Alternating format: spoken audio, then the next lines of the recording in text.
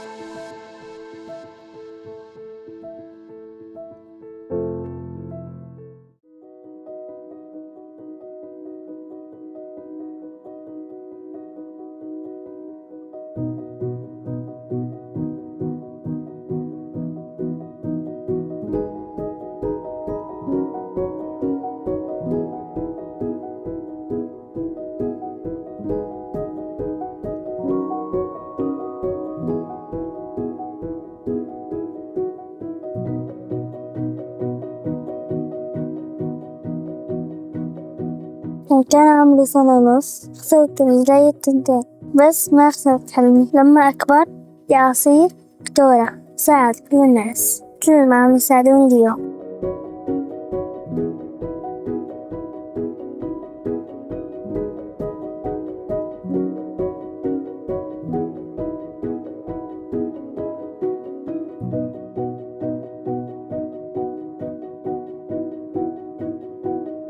من أنا وصغير ولدت هيك إجري اليمين مو موجودة، دائما بحكي على حالي عادي مو مشكلة، أنا أصغر واحد بأخوتي، أكتر واحد بحب ألعب طابي. هلا أركب طيارة جديد عشان أركض ألعب وأضحك مثل الكل.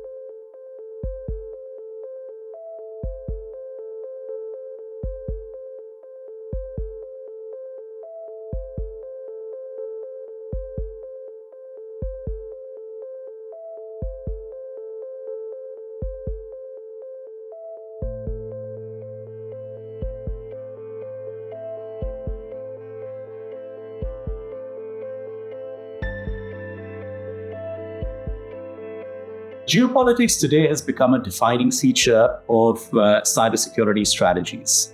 91% of large organizations that responded to the Global Cybersecurity Outlook survey actually reported changing their cyber strategies in response to prevailing geopolitical volatility.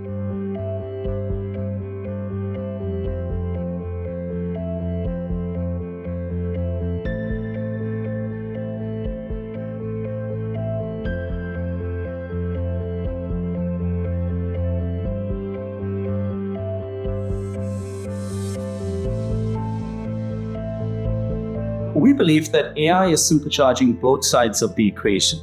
So if you look at the survey findings from the Global Cybersecurity Outlook, 87% of respondents believe that AI-related vulnerabilities are a top cyber risk. In response to that, there is positive news because when we surveyed people in the 2025 iteration of the report, about 37% of all respondents reported testing the security of AI tools that they are bringing into their environment.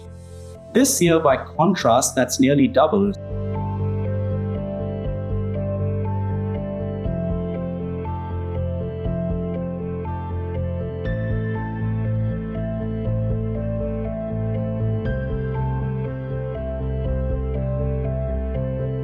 The rapid growth in cyber-enabled fraud is what concerns me a lot.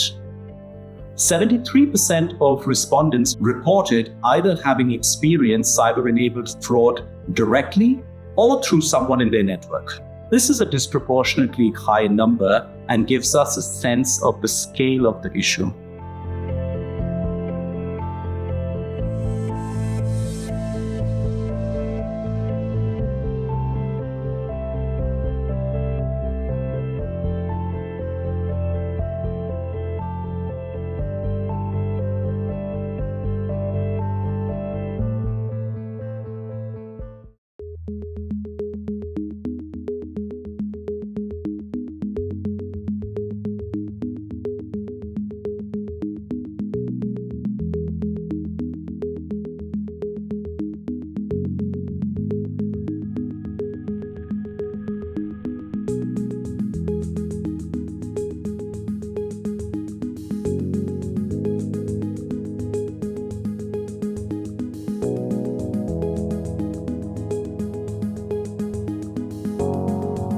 One surprising finding of this year's report is that at a time of growing fragmentation, when the world is moving from what had been a more stable global cooperative order to a more contested multipolar state, cooperation is not collapsing.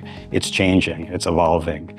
And so what the report finds is that cooperation is moving from the multilateral level more to the minilateral or plurilateral level. What we mean by that is that cooperation is taking place among smaller groupings of countries to advance shared interests that often align with global objectives.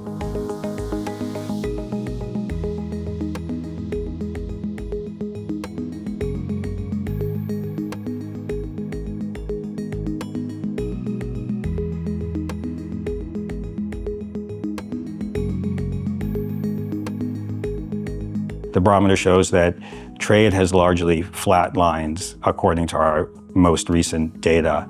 But we're seeing, even though there is headwinds when it comes to global trade and the global multilateral system, countries are building cooperative mechanisms.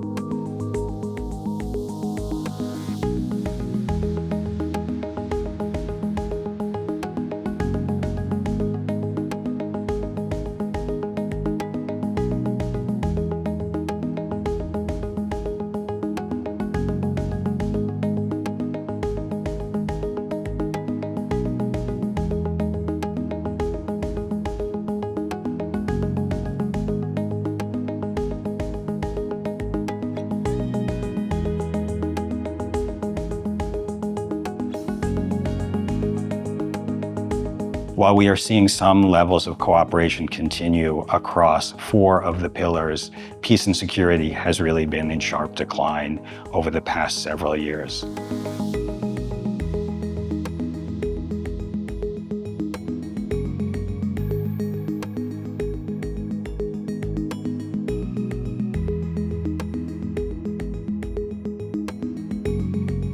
The number of conflicts are rising. The number of displaced people continue to be at record levels. And there's a need for global parties to work together to address what is really a continuing global crisis.